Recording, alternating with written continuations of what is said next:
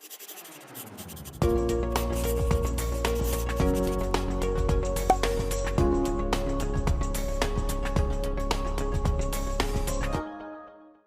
aí, meus amores, tudo bem com vocês? Eu sou a professora Renata Fex e hoje nós vamos dar continuidade ao nosso estudo de sequências e progressões. Na aula anterior, nós começamos a aprender sobre as sequências. Nós vimos a contextualização. Na aula de hoje, nós vamos tratar a respeito da definição de sequências. E para isso nós vamos, obviamente, fazer uma pequena contextualização, não como na aula anterior, porque a aula anterior ela foi totalmente baseada em contextualização e depois sequência de exercícios, né? Depois dessa contextualização, nós vamos para a definição de o que são sequências numéricas, e aí eu volto, ao raciocínio lá da aula anterior, que eu apresentei para vocês sequências numéricas e sequências não numéricas. No caso aqui, do nosso estudo, nós vamos trabalhar com sequências numéricas, tá? Nós vamos ver também como se dá a formação dos elementos de uma sequência, vamos ver o que seria a chamada lei de recorrência e, por fim, vamos ver o exemplo, tá bom? Esse é o nosso roteirinho da aula de hoje, e vamos começar falando com a contextualização. Bom, aqui você está percebendo, que nós temos uma tabela e uma imagem associada, e o que isso significa? Ela relaciona o número de funcionários de uma empresa, tá, nos seus 10 primeiros anos de existência. Perceba que no primeiro ano, a empresa tinha 52 funcionários. No segundo ano, passaram a ser 58 funcionários. No terceiro ano, 60 funcionários. No quarto ano, 61 funcionários. Tá? E isso se dá até o 10º ano. Lá para o 10º ano, a empresa tem 78 funcionários. Aqui, como eu disse para você, a nossa situação de contextualização, situação introdutória, tá bom? Então, o que a gente pode tirar de conclusão a respeito daquela tabelinha que acabou de ser apresentada para você? Nela, nós temos a relação entre duas variáveis. Lembra quais eram? O ano, porque lá foi estabelecido um total de 10 anos e, por consequência, estava associado o ano à quantidade de funcionários, não era isso? Então, cada ano tinha uma única quantidade de funcionários. Então, aquela representação lá anterior, que foi posta para você no formato de tabela, agora está sendo posta para você no formato de diagrama, o diagrama de Venn. Tá? No caso aqui, no primeiro conjunto, eu tenho o ano, que vai de 1 a 10, e o segundo conjunto, nele nós temos o número ou quantidade de funcionários, que começou lá com 52 funcionários e no ano de número 10, a empresa tinha 78 funcionários. E acaba que manteve aquilo que nós acabamos de mencionar. Cada ano tem uma única quantidade de funcionários. Tá? E o domínio, quem é o domínio da função? O domínio também é chamado de conjunto de partida. Para que você entenda, por que eu estou falando conjunto de partida? Quando eu faço a representação no diagrama de Venn, existem as setinhas que mostram a relação entre os elementos. É conjunto de partida porque é justamente desse conjunto que as setas saem, tá? Por isso ele é chamado também de conjunto de partida, o conjunto domínio. Ele tem uma quantidade fixa, Ele vai, do número 1 até o número 10. Então, o domínio ele é formado por esses elementos. Os números compreendidos entre 1 e 10, tá bom? E números naturais, tá, gente? Perceba que não tem nenhum número com vírgula, nenhum número negativo. Então, isso é importante e já fica aí para que você fique atento para esse tipo de conjunto, o domínio que eu estou me referindo, tá bom? Bom, aqui está a mesma representação e nós vamos comentar um pouquinho mais a respeito disso, tá? De forma geral, uma função cujo domínio são os naturais não negativos, ou melhor, os naturais com exclusão do zero, ou seja, o 1, 2, o 3 e assim sucessivamente, ela é chamada de sequência numérica infinita. Perceba que aquilo que a gente vem mencionando desde a aula anterior, olha a presença das reticências. É infinita justamente por isso, tá? Eu não sei dizer quem é o último elemento e, por conta disso, tem a presença das reticências, tá bom? Se, por acaso, não tenha a reticências lá no final, isso é importante frisar, porque aqui, ó, apareceu reticência sim, Renata, sim, mas não foi no final. Olha a diferença desse primeiro conjunto para esse aqui, ó. A reticências está no final, tá? Nesse caso aqui, ó, eu não sei quais são os elementos que estão aqui pelo meio, ou eu não quero colocar todos eles. Mas uma coisa é certa, eu sei que tem uma quantidade fixa e ela corresponde a N elementos, tá bom? Se, por outro lado, o domínio da função é justamente representado dessa forma, em que aquele número n, ele também é um natural com exclusão do zero, agora eu vou ter a chamada sequência numérica finita. Bom, para que fique bem claro para você, infinita, não sei quantos são, não sei o último. Finita, eu sei quantos são e eu posso determinar o último, tá bom? Então, aqui, ó, para este nosso exemplo, perceba que eu tenho as reticências e você sabe, pela tabela que foi apresentada anteriormente, você sabe que são 10 elementos, tá? E cada um tem o seu número associado lá no número de funcionários, na quantidade de funcionários. Então, aqui eu também vou ter 10 elementos associados um a um, tá bom? Bom, ainda falando a respeito disso, vamos continuar aqui, né, as nossas informações. É usual representar uma sequência numérica por meio de seu conjunto imagem. Quem é o conjunto imagem? É aquele, né, em que eu tenho os elementos associados pela função f que nós mencionamos ainda há pouco, tá? E eu coloco esses elementos, eles podem ser representados entre parênteses. Para esse exemplo aqui, olha como eu posso escrever esse conjunto imagem. Todos os elementos dispostos aqui, colocados entre parênteses e separados por vírgula. 52, 58, 60, 61, 67, 65, 69, 72, 76 e 78. Então, essa sequência aqui, ela representa a quantidade de funcionários da empresa em questão, né, por cada ano, dentro dos 10 anos que foi aquilo que foi estabelecido. Tá bom? Vamos generalizar agora. Em geral, sendo A1, A2, A3, reticências, AN, reticências, números reais, a função que vai dos naturais excluindo-se o zero nos reais, de maneira que o f de 1 é o A1, o f do 2 é o A2, o f do 3 é o A3, seguindo esse raciocínio aí, f de n é o A índice n, ela pode ser representada desta forma aqui, ó. E que forma é essa? Você acabou de ver pelo exemplo, né, numérico, que é a sequência de números, tá? E todos esses números ou termos, eles são postos entre parênteses e separados por vírgula, tá? E finita ou infinita vai depender, né, de você conseguir identificar ou não o último elemento e também da presença das reticências, certo? Tem um detalhe. Observa que o índice n, aquele nzinho que aparece, ele indica a posição do elemento na sequência. Dessa forma, o primeiro termo, ele sempre vai ser indicado por A1. Olha o índice n, no caso aqui o n vale 1, tá? O segundo termo, ele vai ser sempre indicado por A2 e assim sucessivamente. Se eu tiver no 10º termo, então eu vou ter o A10. Se eu tiver o 100º termo, eu vou ter o A índice 100, tá? Então, é esse o raciocínio para que você consiga identificar os elementos na sequência, tá bom? Vamos ver agora como se dá a formação dos elementos de uma sequência. Gente, para início de conversa, eu quero que você considere a função f dos naturais excluindo-se o zero, nos naturais excluindo-se o zero, e essa sequência ela vai associar cada número natural não nulo ao seu quadrado, tá? Então, olha só aqui a representação. Então, primeiro conjunto, conjunto de partida, natural não nulo.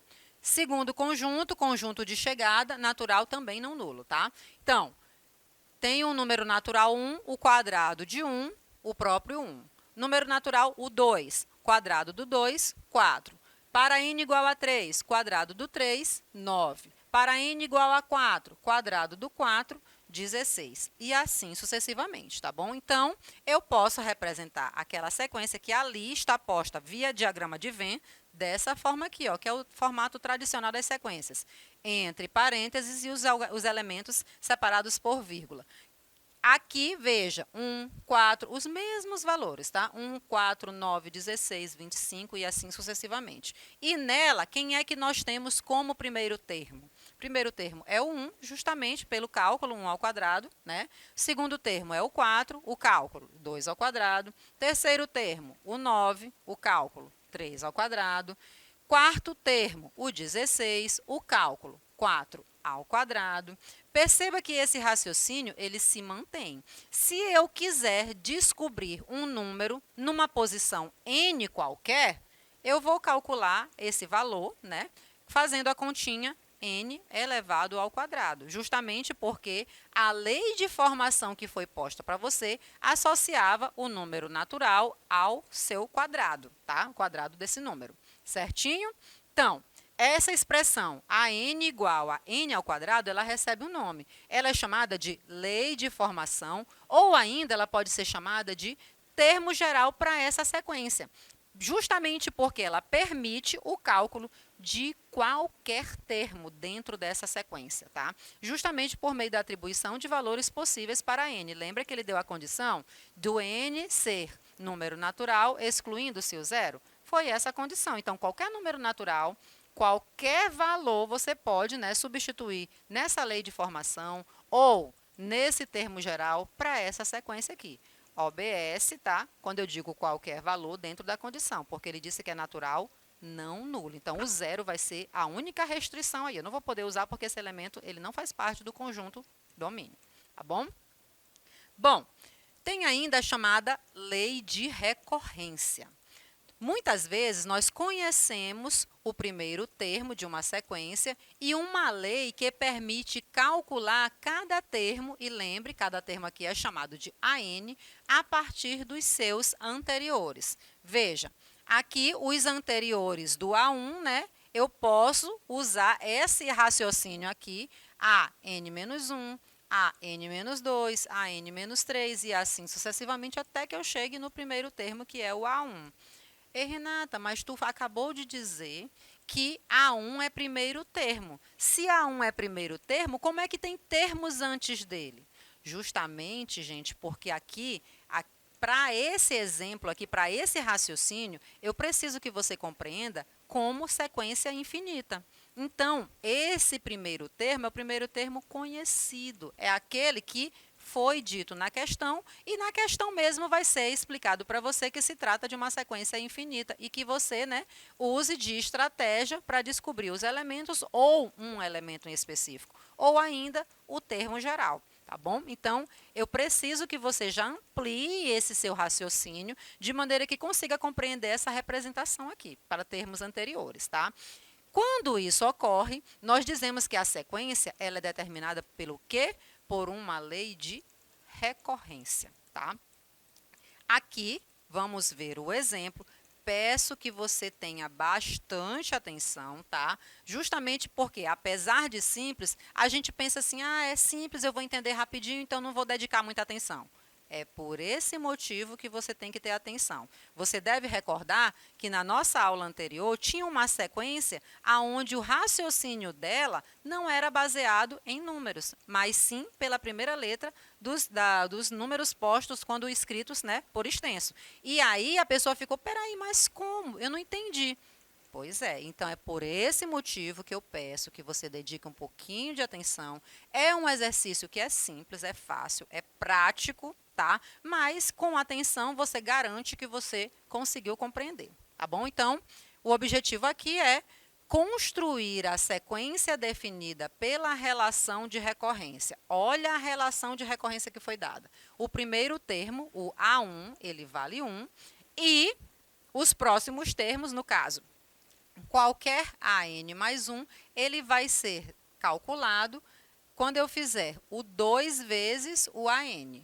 Detalhe, esse N ele é um número natural e ele é um natural maior ou igual a 1.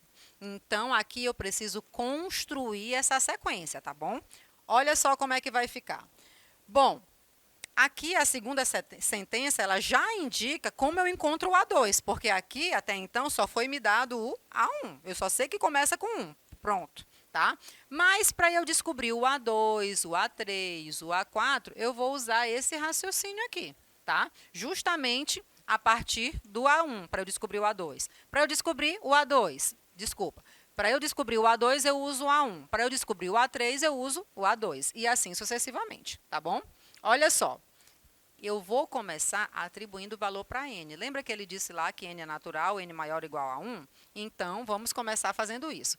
Quando o n é 1, Para eu calcular o A2, eu vou fazer 2 vezes A1. Lembra que essa multiplicação aqui, o 2 por 1 dá o próprio 2. Pronto, já garanti o meu segundo termo. Quando o N é 2, agora eu estou calculando o A3. Renata, não estou entendendo. Vou voltar para você compreender. Ó, se eu estou calculando o A2, é porque aqui no lugar do N eu estou fazendo 1. Tá? Se eu estiver calculando o A3, é porque aqui no lugar do N eu estou fazendo 2. Lembra que tem uma soma nesse índice. Então, eu preciso que você esteja atento, porque essa soma vai me determinar o termo posterior, mas para isso eu estou calculando com o anterior. Tá? Porque aqui, ó, AN mais 1, ele é o termo após o AN. Então, olha o que eu disse para você ainda há pouco. Atenção, fica atento. E aí a gente começa, né, com esse raciocínio mais uma vez para você compreender. Olha o que eu estou fazendo. Eu estou fazendo N igual a 1. Renata, por que eu não faço N igual a 0? Porque também, bem aqui, ó, foi definido. O N tem que ser maior ou igual a 1. Então, eu tenho que começar pelo 1. Não posso usar 0. Ele não está definido aqui, tá bom?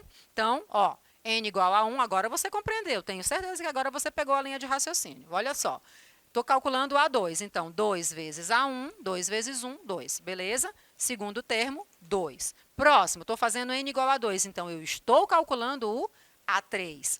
Isso é dado por 2 vezes A2, o A2 acabamos de achar que é 2, então 2 vezes 2, 4. Terceiro termo, 4.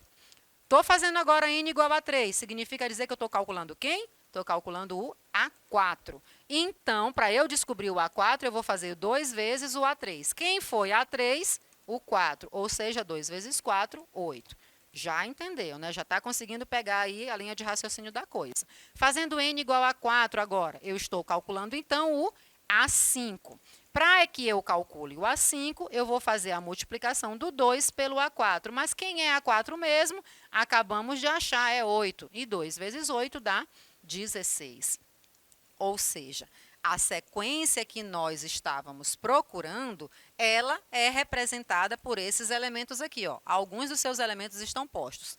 O 1, que foi definido lá no comecinho. O 2, encontramos via cálculo. O 4, também via cálculo. O 8, o 16 e assim sucessivamente. Renata, me bateu uma dúvida e uma curiosidade também. Quem é o quinto termo? Ora, o quinto termo, você está fazendo N igual a 5 e, desculpa, N igual a 4, você acabou de descobrir que o quinto termo vale 16. Ó, primeiro, segundo, terceiro, quarto, quinto. Tenho certeza que você sabe o raciocínio para descobrir o sexto termo. O que, que você vai fazer? 2 vezes 16. E quem dá isso? 32. E é esse o raciocínio, gente. Perceba que esse exercício aqui, que foi posto para você, é um exercício de fácil compreensão, mas que exige a tua atenção justamente pela lei de recorrência que foi dada. Lembra, a lei de recorrência, ela te dá indícios de como calcular os elementos da sequência. E ela te diz também o primeiro elemento. Geralmente é assim, tá? E daí a diferença da lei de recorrência para a lei de formação ou mesmo para o termo geral. Lembra que lei de formação e termo geral significam a mesma coisa, tá bom? Então, seguindo esse raciocínio aí, eu chamo a tua atenção para que você tenha bastante cuidado para não confundir o que seria a chamada lei de recorrência com a lei de formação. Gente, lei de formação é a mesma coisa de termo geral e lei de recorrência é outra coisa, tá? Não confunda. E faço uma recapitulação aqui para que fique bem claro para você o raciocínio das sequências. Existem sequências numéricas e existem sequências não numéricas. Renata, me dá um exemplo de sequência numérica. A sequência dos números ímpares. Renata, me dá um exemplo de sequência não numérica. A sequência dos dias da semana. Pronto. Existe uma classificação também. Que classificação é essa? As sequências, elas podem ser finitas ou infinitas. Finitas você já sabe, você sabe quem é o último elemento, você sabe a quantidade de elementos e mesmo que exista uma reticências, não é no final, tá? E, por outro lado, as sequências infinitas, a reticências ela vai aparecer lá no final, você vai conseguir dizer os elementos via cálculo, né, por lei de recorrência ou por lei de formação, tanto faz, mas você não sabe dizer quem é o último elemento justamente porque se trata de uma sequência infinita. Detalhe também, representar sequências. Você vai dispor os elementos entre parênteses e separados por vírgula, tá bom? Então, foi essa recapitulação geral que a gente acabou de fazer. Espero que você tenha compreendido. Fiquem com Deus e até a próxima aula. Beijão, gente. Tchau, tchau.